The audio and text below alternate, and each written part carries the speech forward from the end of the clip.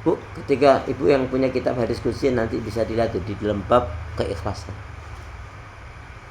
Jadi masya Allah, ketika Rasulullah Sallallahu Alaihi Wasallam membacakan ibu, ini sahabat Nabi yang sudah dijamin masuk surga aja, gemetar, ketakutan, ngeri, bahkan sampai ada mengatakan sampai pingsan.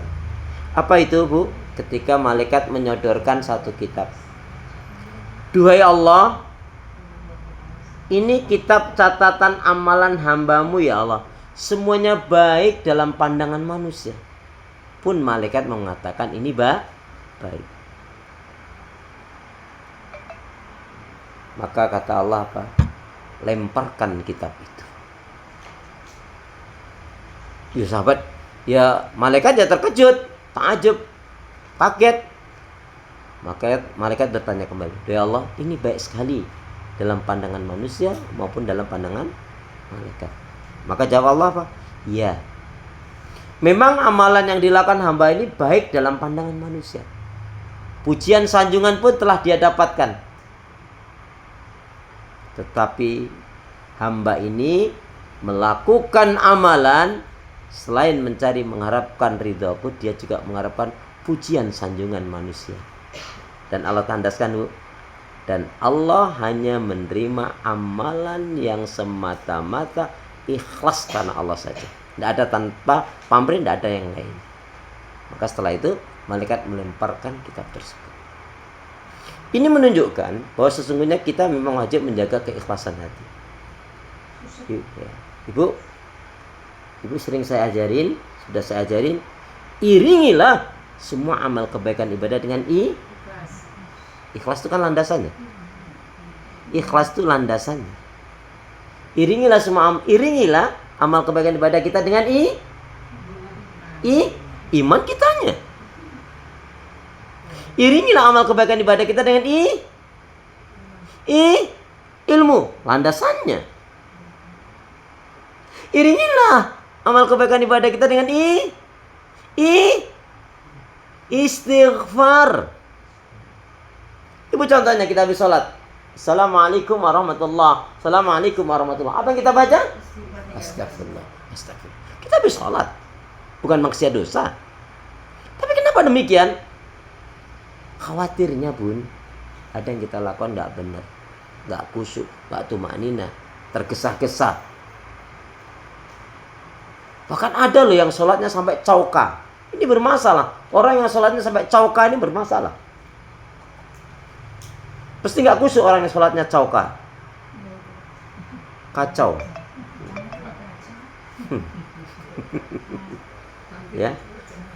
Jadi ini mengingatkan wajibnya kita dalam ibadah menjaga keikhlasan. Tapi semua amal ibadah kita iringi dengan istighfar. Fasabbih bihamdi rabbika wastaghfir. Ibu, apa kata Nabi?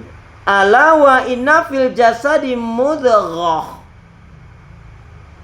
Ala wa inna fil jasadi mudghah, idza saluhat saluhal jasadu kullu, wa idza fasadat fasada jasadu kullu, ala wahiyal qalbu.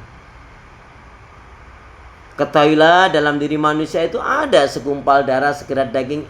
Kalau itu baik, yang lainnya juga baik. Tapi kalau itu rusak, yang lainnya juga rusak. Apa kata Nabi? Wahyal qalbu. Dia itu adalah hati. Kemudian Bu, dalam satu ayat dijelaskan, ini terutama ibu mesti merasakan, ngerti betul. Gemuruhnya gemuruhnya hati itu lebih dahsyat daripada gemuruhnya air yang mendidih. Jadi ketika ibu ngerebus air, ketika ngodok air, paling banter kalau nggak ketahuan jebol pancinya atau kompornya. Sifatnya duniawi ya. Tapi Bu, kalau hati yang sudah rusak, hati yang sobek, hati yang koyak, aduh Bu, nggak ada obatnya. Assalamualaikum warahmatullahi wabarakatuh. Ya, akhirnya datang juga. Ya, hatinya sudah sobek, koyak, rusak. Aduh, nggak ada yang bisa kembalikan kecuali Allah Subhanahu Wa Taala, dan dia kembali tentunya dengan taubatan nasuha. Makanya kalau orang tuh kalau sampai sudah luka hatinya sampai mengatakan luka yang kurasakan, mesti masalah. Berat orang seperti ini. Ya.